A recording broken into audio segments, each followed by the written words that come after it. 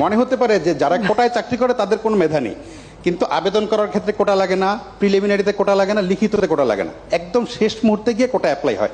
তখন আসলে মেধায় সবাই সমান। এখন আমার সামনে যদি দুইটা অপশন থাকে যে দুইজনই সমান মেধাবী, একজন মুক্তিযুদ্ধের সন্তান, একজন রাজাকারের সন্তান, আমি অবশ্যই মুক্তিযুদ্ধের সন্তানকে চাকরি দিতে চাই। অবশ্যই। জি, সেটা একটা। ফলে মেধা এবং কোটা খুব সহজে মানুষকে বিভ্রান্ত করা যাচ্ছে যে সব মেধাবীরা চাকরি না নিয়ে কোটার চাকরি। আপনাকে খুবই ধন্যবাদ যে আপনারা গত 10-12 দিন ধরে আন্দোলন হচ্ছে, আপনারা অসীম ধৈর্যের সাথে আন্দোলন মোকাবেলা করছেন, এবং যারা আন্দোলন করছে আমি তারা সংক্ষুব্ধ, চাকরি না পেয়ে বঞ্চিত, তাদের ক্ষোভের সাথে আমার খুবই একমত।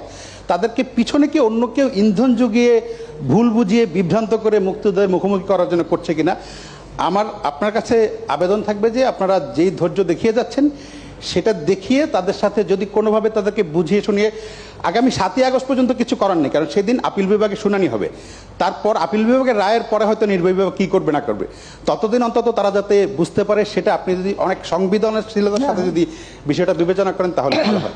আপনাকে অনেক ধন্যবাদ। জি, না, এটা ঠিকই যে আসলে মেধা কার কত সেটা পরীক্ষা প্রিলিমিনারিতে হয়, তারপর পরীক্ষা হয়, রেজাল্ট হয়, ভাইবা হয়, সেই সময় যেটা বাস্তব। তো যদি মুক্তিযোদ্ধা সন্তান হয় তো সেই পাবে, আর সবসময় যে সব কোটা পূর্ণ হয় তাও তো না, যেটা বাকি থাকে সেখানে তো ওই তালিকার থেকেই দেওয়া হয়।